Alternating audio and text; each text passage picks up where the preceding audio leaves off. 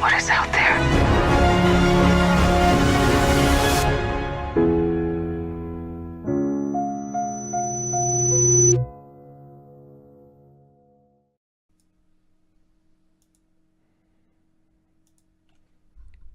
Welcome to the first ever episode of BevanWorld, the Explosion Network's review discussion. I don't know. I don't know. I thought we were doing Westworld. Villain Gods again because this is a show about Ding Dong as well. It is. You might be surprised to find out, Nick, that Ding Dong is on my list of notes for this show. Yeah. I would not be surprised as a matter of fact. Look, if they show penis, you got to celebrate the penis in shows, you know? You do. And I have a note, and I have a legit reason to bring that Ding Dong up, because I feel like there's a... it's in character and out of character for her. It's like a really great moment after what she went through in season 1, I guess, but we'll get there. So, we're going to break down the episode as we kind of did with South of King's Landing or Viewing Gods, kind of piece by piece, as throughout the episode, and talk about the important parts and theories and that sort of stuff as we go.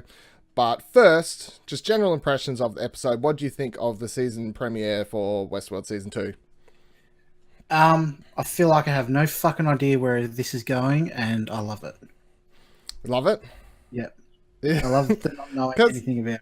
I saw online a lot of people, when I was looking on Twitter and Reddit last night after watching the episode, a lot of people being like, look, it was fun the first season, but it's not, it's not fun to watch a show for ages and not know what's going on. Like, it's kind of a thing that was the first season. You had no idea what was going on half the time. I think a lot of people came into season 2 expecting a bit more idea. Straightforward. Yeah. But then the show opens, of course, with him laying on, Bernard laying on the beach. What the fuck? Then you shortly find out it's 2 weeks, and then we're like, oh, flashbacks, and then here we go. So this whole episode's back forth, and they're not dropping the whole time thing. No. Although this time, at least you kind of have some idea of what's... Yeah, you know what it is straight up. You know there's for going most to be of 2 to 3 timelines. Mm-hmm.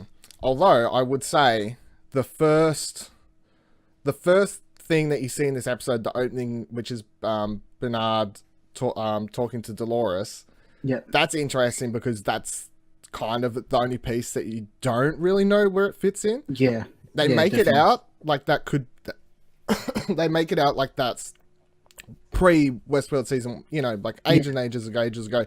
That could actually be, like William. Was it? That was his name. Yeah. I forget his name. I got something. I never thought about it during the first season, but I thought about it now. Did nobody see a photo of Ford's partner that Bernard's based on? Apparently not. I suppose he could just delete them all, or I guess that type of thing. Yeah, I don't know. Maybe. Who am I to question how far that man will go, especially after what we see him do at the end of the first this is season. true. I enjoyed the premiere. I don't think it was... I kind of expected it to be a bit more epic, like a bit more shock value, something crazy happening. Maybe I built that up inside my head that would see samurais flying out the gate season 1, you know, like a complete bonkers stuff. Of course, that was unrealistic. They're not going to throw all the great things in the premiere, so... No, that's right. It sets up a lot of storyline details, and there's a lot of interesting things in the first episode to talk about that are set up for the rest of the season. So we're just going to jump into it, and we're going to start rolling through kind of what happens throughout the episodes. So the first thing, where do you think that opening shot is? The Dolores and Bernard conversation. Do you think that is past, present, or no, well, it's either past or future? Because the reason to think it's the future is the line he's telling her at the start of the episode is kind of what she says later, or he says later. Yeah. So I don't know. My immediate reaction, because I didn't think on that scene, past that scene, but I think it was the past, you know, back when they would have all these conversations with the maze and all that before, with real Bernard before he gets her to shoot him. Yeah. Well, yeah, I keep forgetting. You forget his name because it's Yeah. Bernard for so long, and then whenever it flashes back to, it's not actually Bernard, it's the real one. I'm like, How I the don't body even, snatchers take whatever, over. whatever that guy's name is, I don't fucking even know. Doesn't matter. So after that scene, the episode opens on Bernard washing up on a beach. Yep. What you assume's a beach. We shortly find out after a bunch of soldiers are yelling and screaming, pointing guns, which we'll assume are like the army side of Delos or something. I assumed it was mercenaries or something like that. Yeah, hired by them, I guess, because it's not like they're going to let people come in. No, that's right. But the big piece of information that we get in this section of the show that's kind of easy to miss is Westworld is on an island. Yep. And particularly, it seems to be a Chinese island. Because, so a couple minutes passed and there's Bernard's walking through the people, they're rounding up all the hosts and stuff and shooting them. You do see someone yelling in Chinese, I guess. I don't. It's some particular Asian country, but China makes sense to me, considering if it's based sort of on the real world with their economic climate and looseness with kind of moral, scientific kind of stuff and that. There was a lot of rumors last year that people would theorize on the Reddit thread that the show is taking place on a different planet entirely. Yeah, and that's where they set it up. I kind of like the way they're going with this, where it's a bit more realistic. If it's X amount of years in the future, in the way that China is going financially and what they're doing, and they've just expanded their region and control of the world and stuff like that. And this is that's why we're here. So we do find out a bit later when they see a Bengal tiger, and he's the Chris Hemsworth that's not Hemsworth, the Hemsworth that that guy, the Hemsworth that no one remembers the first name of. Sorry, you're really he's an actual Hemsworth. Yeah, he's an actual Hemsworth. Oh, yeah, he's the third one. I just thought he was some kind of lookalike. No, he's a proper Hemsworth. He says a line that's from Section 6. World 6, yeah. Or World 6 or something along those lines. So we get a lot of information in this first episode that we didn't have in the first season that doesn't wrap up. That gives you a better idea of where exactly we are, how many different places they are. So with 6, that doesn't mean there's more. There couldn't be more, but there is at least 6 different, presumably, islands. If we're going to presume they all are set up on different islands, which I suppose would make sense. Like there's a bunch of islands out in the ocean or something like that. The way I thought of it was one big island and it's sectioned off, kind of like you reckon? Hunger Games, like kind of pies or like Midgard kind of thing. I just assumed because they came in because they come in on boats. Yeah, they do. Yeah, they purposely show you there's a boat. They're all coming in off it, and they're not coming real close to the shore. They're coming in. They're bringing in their buggies, whatever else. All this stuff to come over the Westworld. So that stuff's coming from somewhere, so that's not all already on the island, ready just in case something bad happens. And the Bengal tiger was on washed up. It was, yeah. When they find it. Yep. So that's what leads me to think that it must be from a different island, because it could have died on Section 6 island. Yeah. And then washed up on the Westworld island. Yeah. I presume they have mechanisms in place to stop that happening, but obviously with what's happening in Westworld, quality assurance, everything else like that there's breaks or something.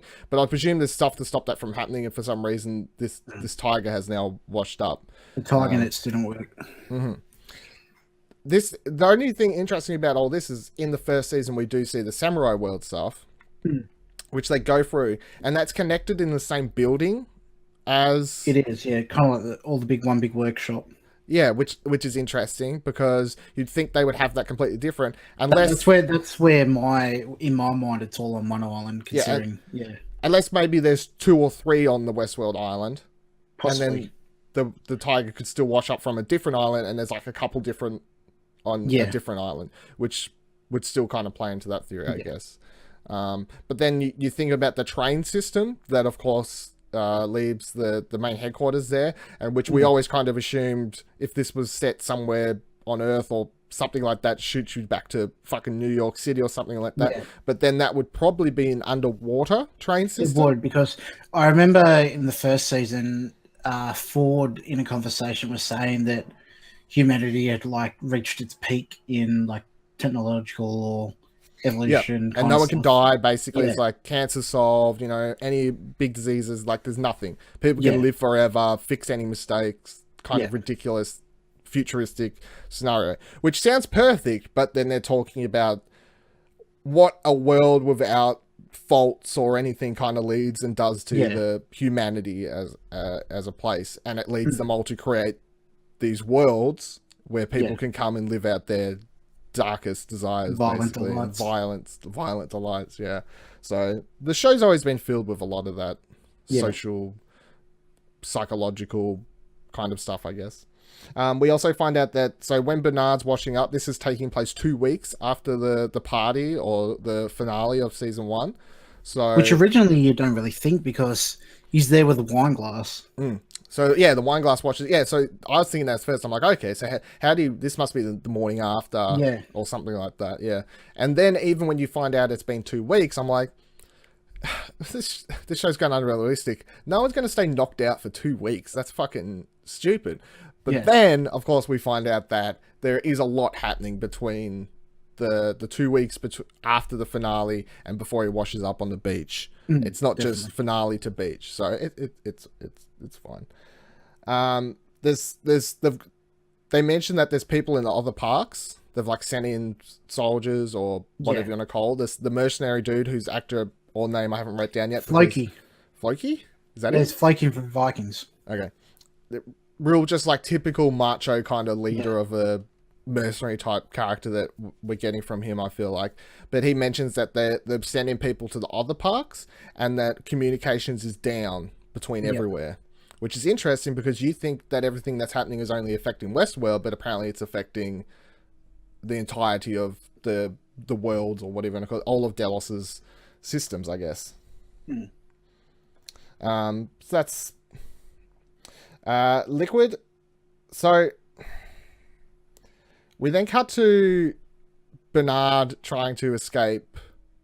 Well, he's hiding in a barn with Charlotte and with a a bunch of other people that executives. we don't know, execs, people in suits and stuff like that. Yeah, And they have a boy comes in who's still very much acting along his given storyline, which means that not every one of the hosts is actually turned. I guess it's yeah, the hosts that are all turned seem to be all the ones that were taken out of that hangar or whatever. You know, yeah. The cold storage. yes, cold storage. So they're the older ones that were sent in that we see at the end of last season come up and shoot the man in black or William, whatever you want to call him, and they all appear to be from that. But I think most of the ones who were still there, like, are still running along the given path, I guess. Yeah, So it's not all of them corrupted, no. which at This first is I kind didn't of think it was. a virus and it spreads slowly, maybe, or something like that. I suppose they could corrupt them as they go, Yeah, like especially since Dolores corrupts Teddy. Like, there's no reason for him to, like, what he's doing, like following her orders and all that sort of stuff, is simply her, quote unquote, corrupting him, yeah. like taking him off his storyline. Although his storyline is to Follow Dolores. follow wherever. and love Dolores, so it Yeah. they've kind of wrote him into a place where it makes sense for him to happen like that. Talking about them, so when we see the first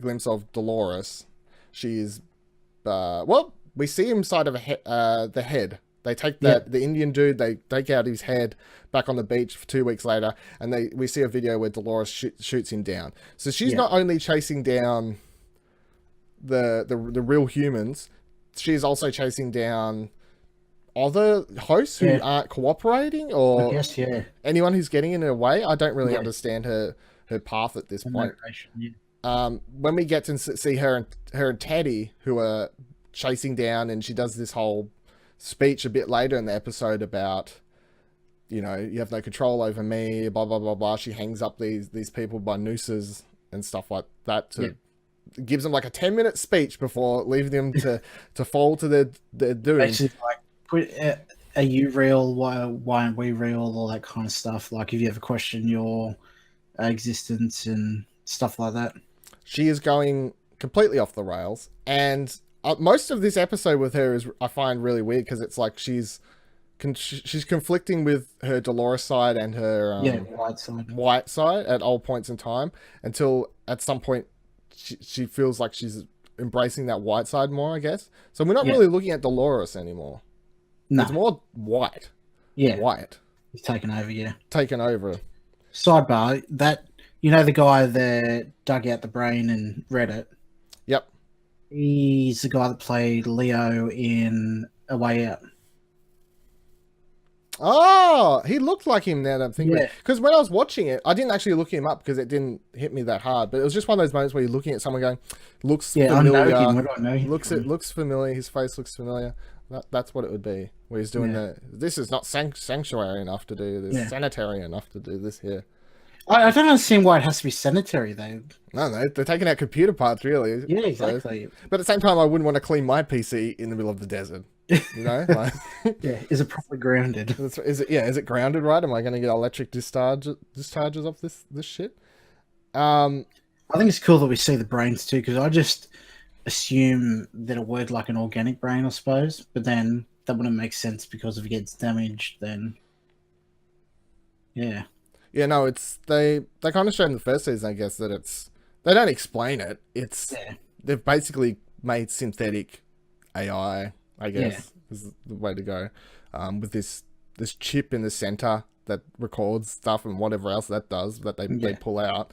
But it does seem like the brain is actually something that they're able to make easy enough, of course, because their brains get blown out all the parts. But that is where they, I don't know, upload the data into that. So. I don't know. I don't want to question too much of the show because it's like, do you need them to explain all this stuff? Not really. I mean, I don't really need to know. It's fine. All right, moving on. Man in Black survives. He does. I thought he was actually going to die. So did I, actually. It would have been a big, like, what the fuck moment if the guy that was going to sue him survived and the other guy and Man in Black got shot. Well, I mean, he gets shot in the arm, and when you see it in the first season, it looks like it's a fairly big wound. From memory and watching the pre-show thing, where it kind of seems like it hits him directly in the shoulder and kind of blows out a huge chunk of him. There's also another thing too, like in the last episode of last season, Dolores, what looks like breaks his arm, but I've been reading that they think that he was just dislocated. That's why he was able to use it. Oh, really? Because when he was there at the party and he went off to go have a smoke, he could barely even lift his arm. Mm-hmm. But this, like the next day, he's able to full range of motion. Yeah, so I suppose that would make sense. Yeah. Don't really think about it at the time. I didn't think about it at the time. But I thought his arm was proper blown out by a rifle shot. But then when we find out he survives, they don't really explain how he... Because last we see him, he's standing in a field, gets shot, staring down a lot of hosts, all coming at him with guns and whatever else. And the last thing we see of him is kind of this wicked smile he gives as if, finally, this is what I've been waiting for. But we don't know how he gets from there to where we see him in here, which is he wakes up under a pile of bodies. So let's just assume he turned and ran and survived somehow. I mean, whatever. I guess I won't. I bet it would explain it. You reckon? Yeah. Hope so. And then he kind of stays under the bodies until the party, everyone spreads out, leaves a bit more, and then he walks to his hut, I guess, where he had his horse tied up. And it's once again like that smile you saw in the first season. The first thing he walks up, says to his horse, and he's like, we've finally got the game we wanted, or it's on now, we're gonna have some fun. And then a bunch of hosts turn up, start shooting at him. Well, first someone runs around the corner. It's like, what are you doing? You got to help, blah, blah, blah, blah.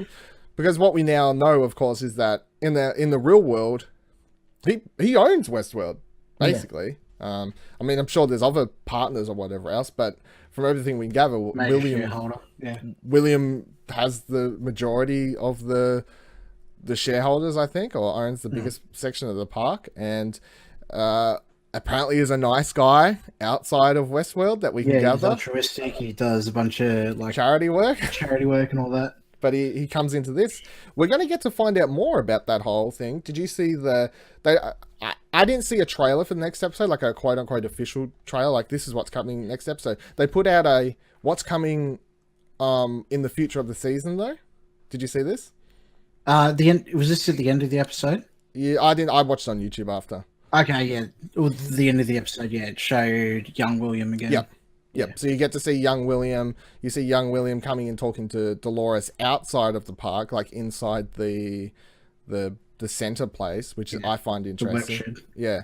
So we're going to get to see a bit more of how he gets from crazy. Well, because the William that we see where he puts on the hat and kind of starts going a bit bad, it's still a stretch to see him go from there to completely where he is 30 years later, I feel like. Yeah. And 30 years is a long time to still be so obsessed with this place, I feel like. Unless we really need to see him come to terms with what exactly he's searching for in the park. And I would love to see some interactions between him and fuck is his name? The head dude, Ford. Yeah. So I want to see some. I would love to see some interactions with him and Ford, because that would be a great reason to have Anthony Hopkins back, of course, to have him play that. And they've done the whole like de-age Anthony Hopkins thing in the first season anyway, so they can do that again. I mean, it didn't look great, but no, it's acceptable. It served its purpose.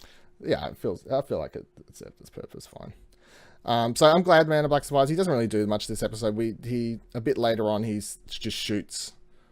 He popped into a robot AI for the little kid, the one that he was keeping in the hut with his family, all made in robots, which was, of course, weird. Creepy, yeah, a bit creepy to do that. Do you think Ford's actually dead? Yeah, only because we see later when the 2 weeks into the future or present time, whatever you want to call about it, they find his body, and it looked like it had maggots coming out of his eyes. Yeah. So, but do we know if like the host bodies decompose? Host bodies decompose. Because they're never left around long enough to decompose. Yeah, that's a good point. Although I guess, I don't know. I mean, they would because of what they're made of, I guess, but because I've seen theories of like him uploading his consciousness or something like that, or that was a host that he set up to like fool everyone. Well, I would buy the whole he uploaded his consciousness to something, and that's especially because the kid at the end, the kid kind of had like the two voices going on. Yes, it seemed and like talking about William to like he past of what's already happened. Like you found what you were looking for. There's another game deeper than that, and stuff like that. Especially since it seemed to seek him out, and even though he wouldn't know if William would survive to that point, I guess either like he could have died at the party. That's true. So, I don't know.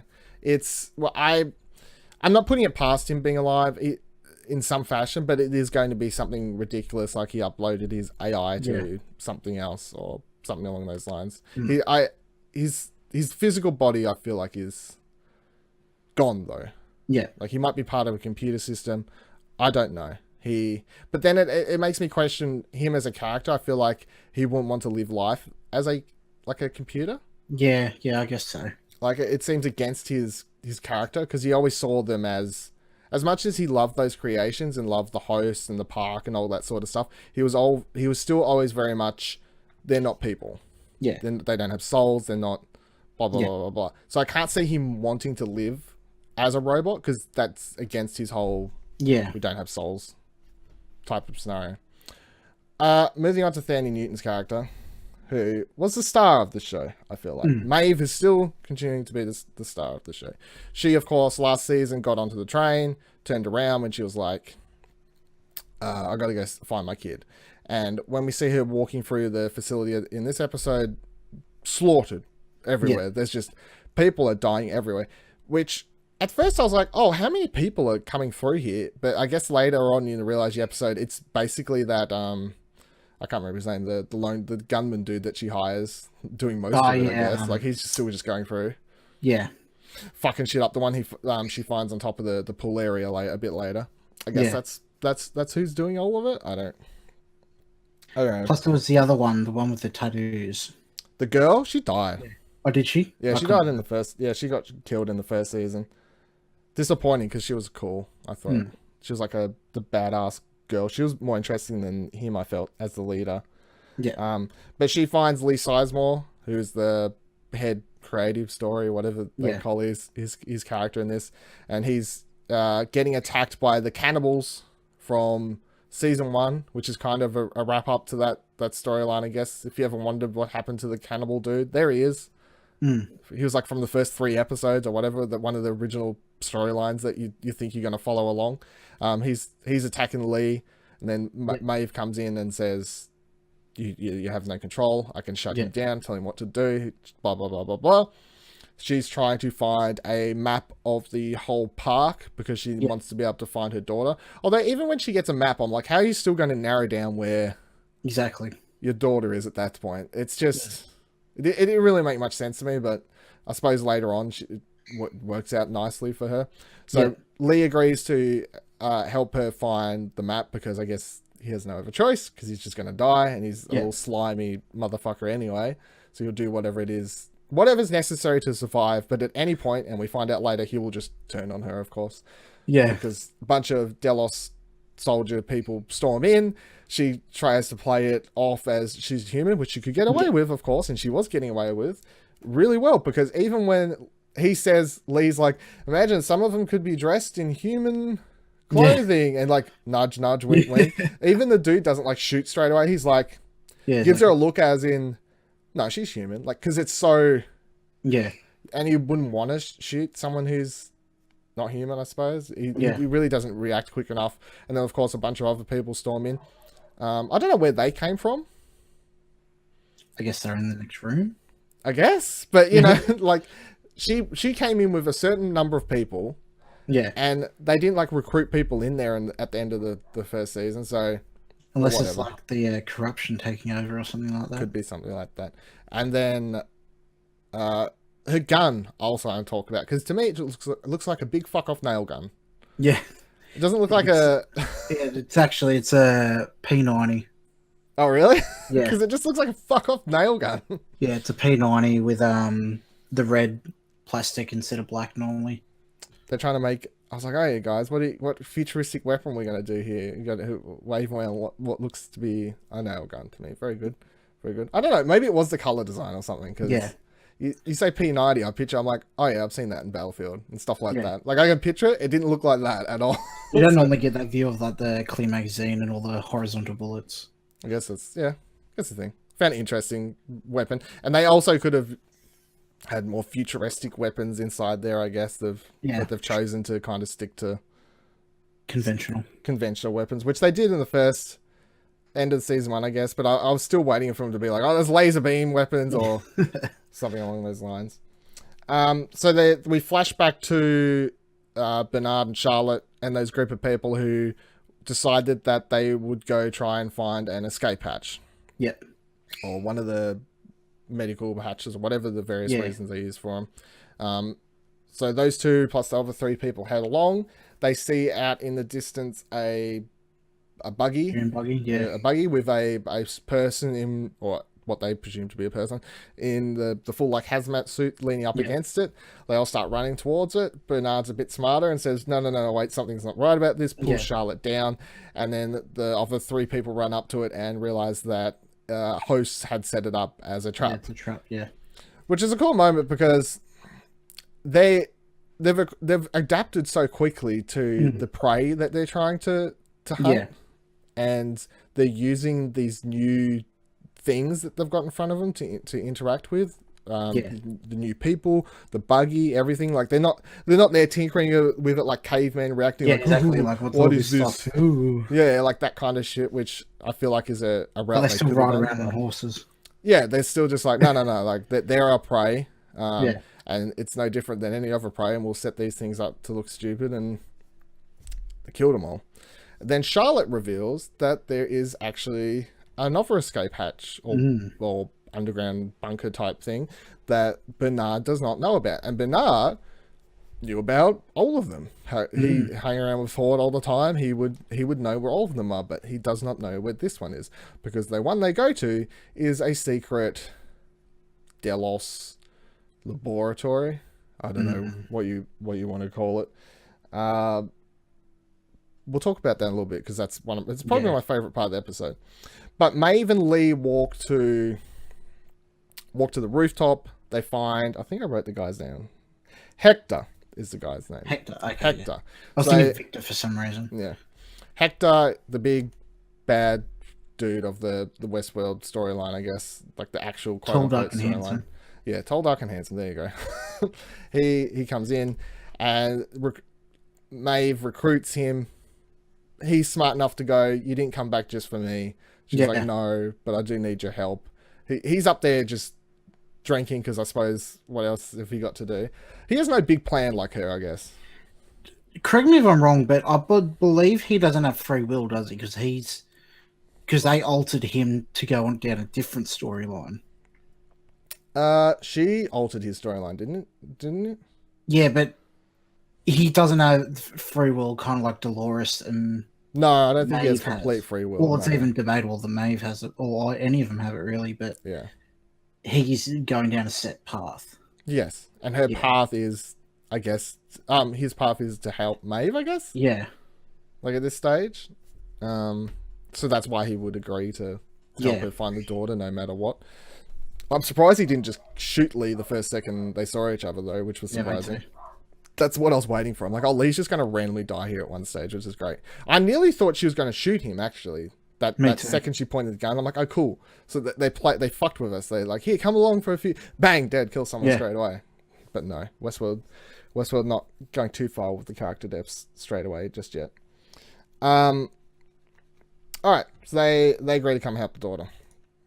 Let's talk about the most interesting setup and section of the episode, which is Charlotte and Bernard in this underground bunker. Because there's something that happens here that I didn't even quite understand, and there's a lot of stuff that I did understand that's really interesting. So the first thing we get when we come in is that Delos is taking the DNA and like thoughts or what happened. Before we even go there, how the hosts have DNA? Well, they're taking it from the guests, aren't they? Yeah, but remember how she said you need to put your hand on the thing because it reads the DNA? Oh, that's a good point. Yeah, because Bernard is a host. Yeah. Well, on that factor, I didn't notice that, but later on when they first meet the... Did I get a name from? I can't remember. Drone host. Drone host, yeah, that's what they call them. So, drone host, which is these fucking freaky looking, like no face, untextured hosts. They're really weird looking. There was a really off-putting scene where they just stare at each other. But that thing, she says, oh, it's just scanning you to see if you're a threat or whatever. Yeah. So this drone host scans Bernard. Presumably, if it scanned him well enough, goes, "You're a host." Yeah. Surely, but doesn't go, "Oh, I need to make this an alarm." Just So, what is quote unquote a bad thing? I really don't know.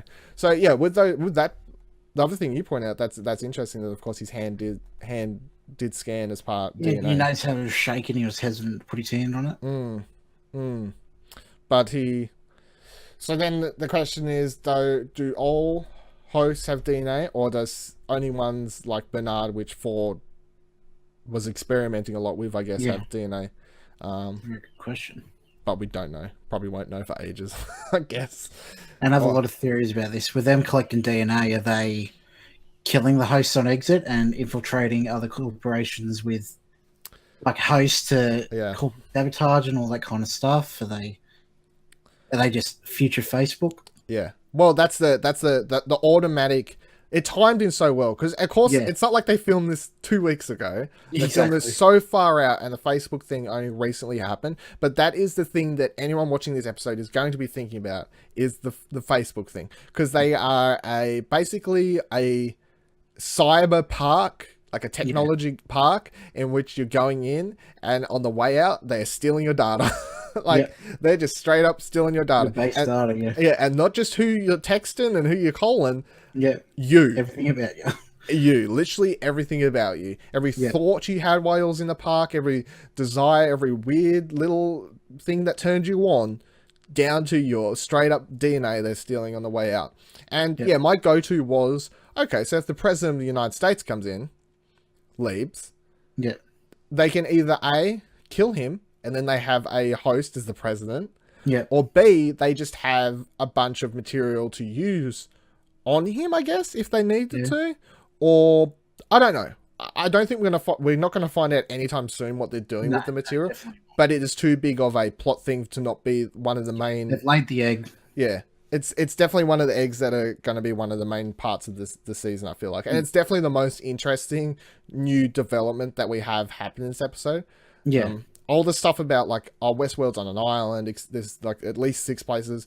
That's all cool. But Yeah. the whole, like, they could be cloning people. Like, the outside world could be ruled by fucking Delos with just clones and stuff. That's It's Danganronpa. that's the most crazy part about it. I definitely feel like. But the part I didn't really understand was, so Bernard, when he knocked his head in the barn, Yeah. Like the ages. leaked something, which, or is it just brain juice or something? Like, You remember how he cuts the head open at the beginning? yes. I think it's like the liquid that the CPU is sitting in. Oh, okay. Yeah, okay. That Yeah. makes sense. The He didn't coolant even or knock his whatever it head is. that hard though. Like, Who knows how fragile they are? I guess. I mean, like, some of them get beat up before they fucking die. Yeah. So, you think they'd be a bit more sturdy, unless Bernard's just not as sturdy. So yeah, he goes in. He's leaked the juice, so he's basically malfunctioning as he's going. Like, Yeah. he's having a bit of a breakdown to some degree, freaking out. Charlotte keeps being, you're right. Yeah. Playing it off, I She guess. strips down. Yeah. Whatever. That was a bit weird. There. She is like, you're right. But I guess she plays it off because he's, after what they just witnessed or what they was a part of, you can just kind of go, oh yeah, it's just right. flipping out, it's just stressed out. Can't handle it. We yeah. could have been killed or something like along those lines, I guess. But then when he's trying to find out the location of, I think I wrote down who the fuck the person is. Dolores' father, Peter Abernathy. Yes, that's it. Peter Abernathy is the host that Charlotte is supposed to be getting for an unknown reason, that is supposed to be delivered to Delos, and it contains information that is... Yeah, I don't remember, because I remember her going in a cold storage and picking him out last season, but I can't remember if we found what out happened to why. him. Yeah, we didn't.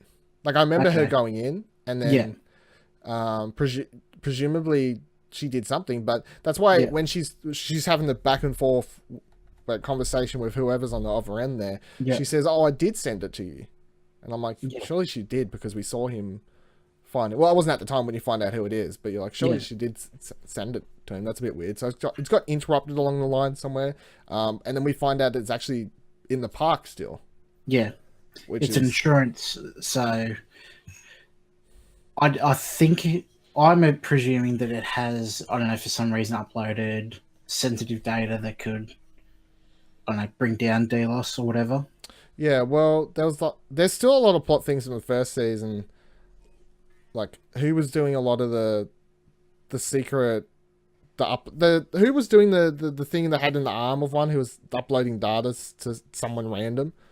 Oh yeah, I can't. Because then she got killed, but like, who was she working for? Exactly. There's all this stuff that we don't really know the answer to, I guess. So he could be involved in all that to some degree. She could have been hiding information in him, or that's where the information was getting uploaded to. But the only reason I can think that he would be back in the park is, so she went and found him, was like, okay, stay here, I'll send him off in the morning. Stay here. And then between that point in time is when they come in and all of those ones in the warehouse get moved and sent into the park. Yeah. So he was probably moved. That makes sense, yeah. So he was probably moved in with all of them. Yeah, he's one of the corrupted ones now, or something like that. Yeah, I guess he's one of the corrupted ones, which leads to an interesting interaction that we can have going forward, which will be Dolores meeting her father, but her father being corrupted or like having some sort of free will or something along those lines. And if he's aware of the data he's carrying, I don't know if Yeah. he can access that. He might be able to. I don't know, of course.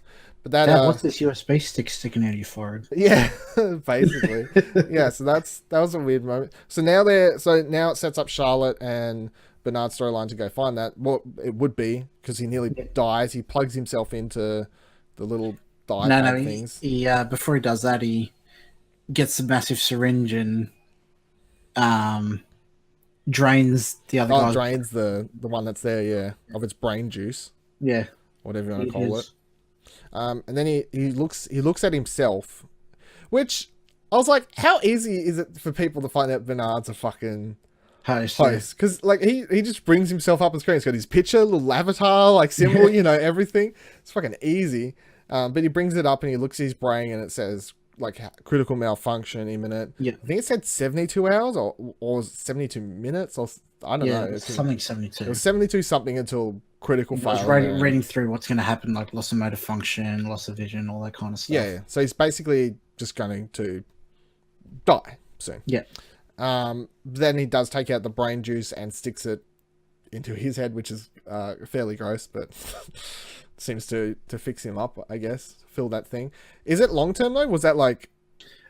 I don't know. I've got a theory about what happened that ties in to the very end of the episode. I don't know if you'll wait till then or say it now. Wherever, if you feel like it signs in. Okay, so the theory is that at the end they find all the dead hosts and the flaky dude says to him, "You can tell us what happened." And he goes, he killed them all. Yeah, Bernard, yeah, he says he killed them all, yep. The theory is that during the host neural network thing that he was explaining, how it just goes from host to host to host, is that he uploaded some sort of virus or kill command or something like that.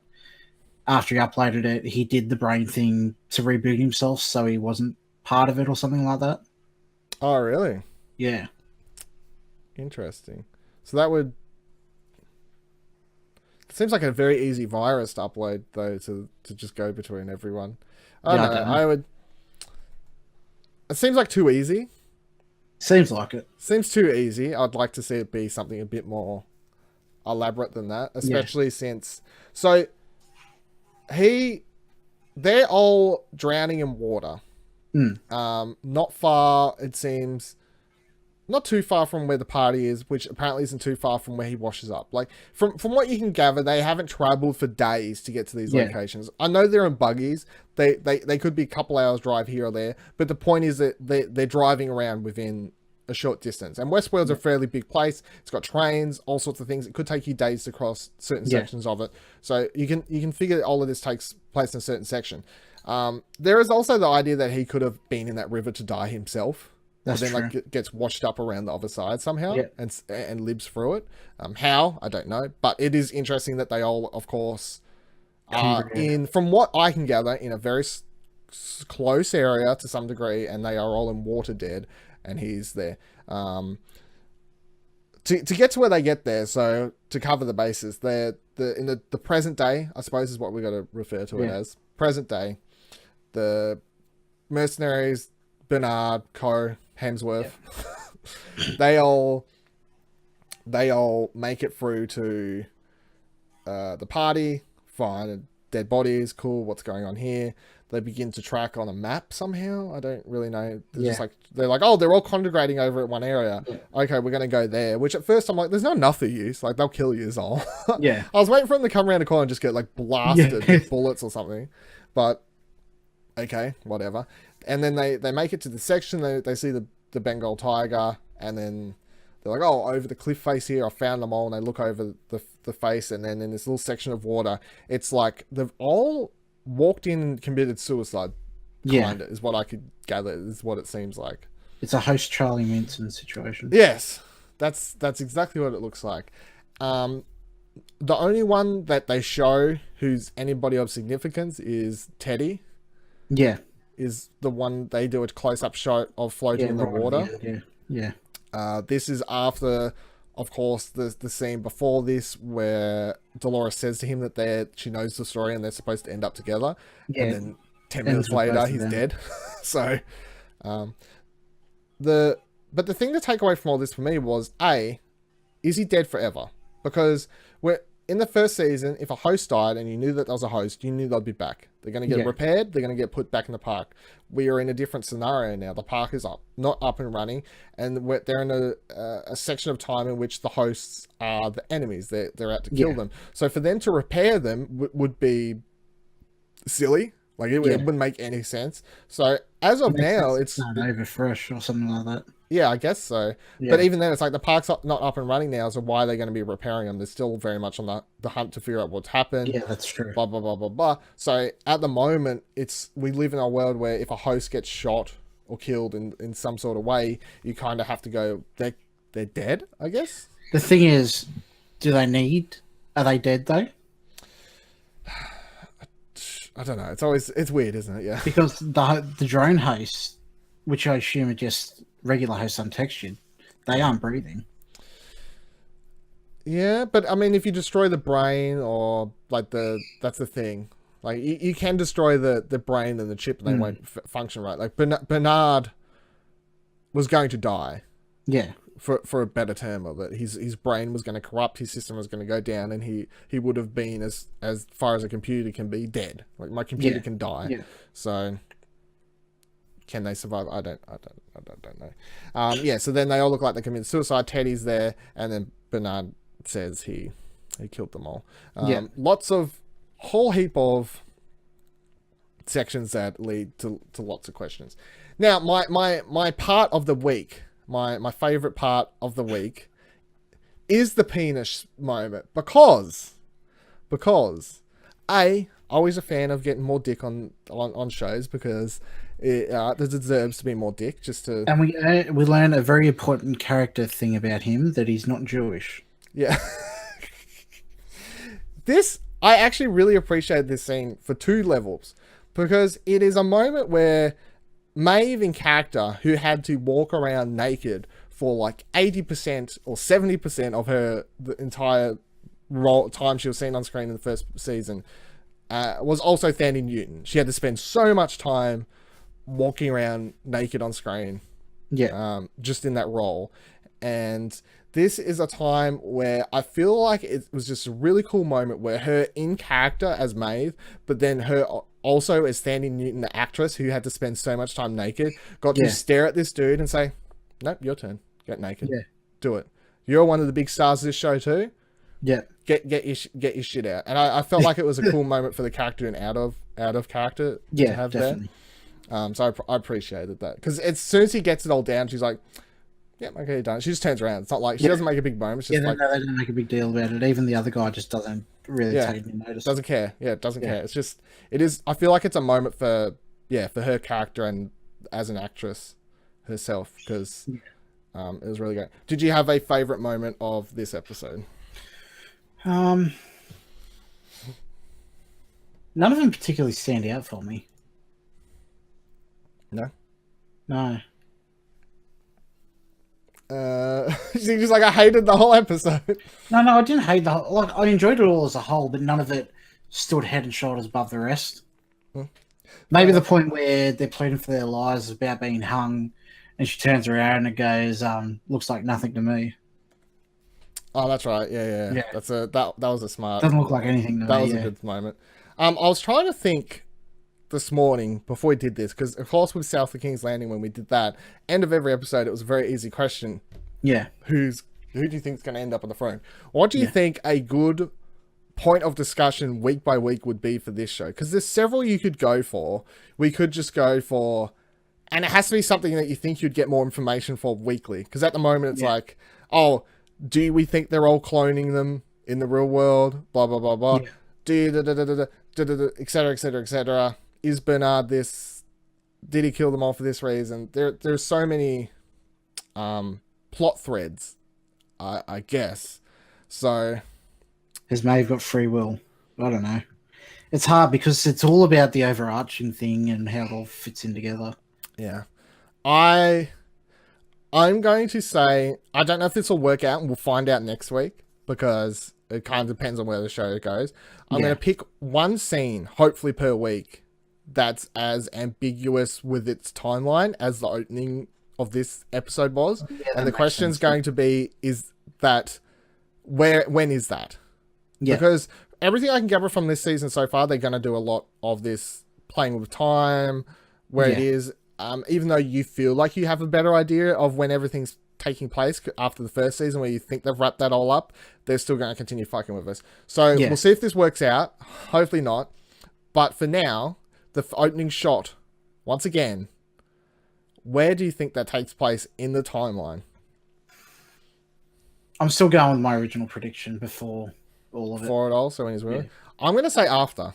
I think it takes place after the present day 2-week period, like further than that even. So I'm going to say it's taking place in the future, which seems weird, but I'm just going off the Especially dialogue. considering how he goes, I killed them all.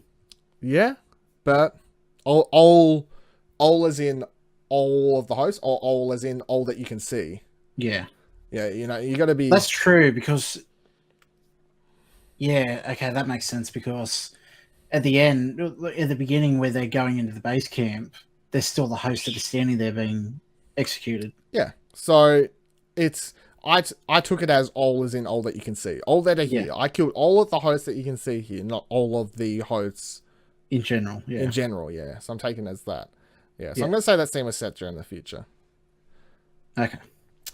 All right, until next week, when we'll do another episode of BevanWorld discussing next week's episode. I don't have the title for it yet. I'm excited. I hope they don't put out trailers per episode, like, because I would have watched one and I would have stuck it at the end of this program if there was one. But at the same time, it kind of gives away too much, I guess, and I don't need any more. I'm happy just to lead me along. They gave me that little video saying here's what's going to be coming throughout the season, and I'm hoping we don't get to the end of next week and it's here's a trailer for next week where it gives away a lot of story. I don't need it. I suppose it's a network show, or HBO's not a network, but it's a show where they might need to do that just for the people. Yeah. I don't really know. But it's been great. Where can people follow you if they want to follow you, Nick? You can follow me at Lord and Pryor, PRIOR. You can follow me on Twitter at VivaLdil, VIVALADIL, and follow Explosion Network on Explosion Pod. That is Twitter at Explosion Pod. And then head to explosionnetwork.com for all other great content. Bye bye. Until next week, watch out for Wyatt.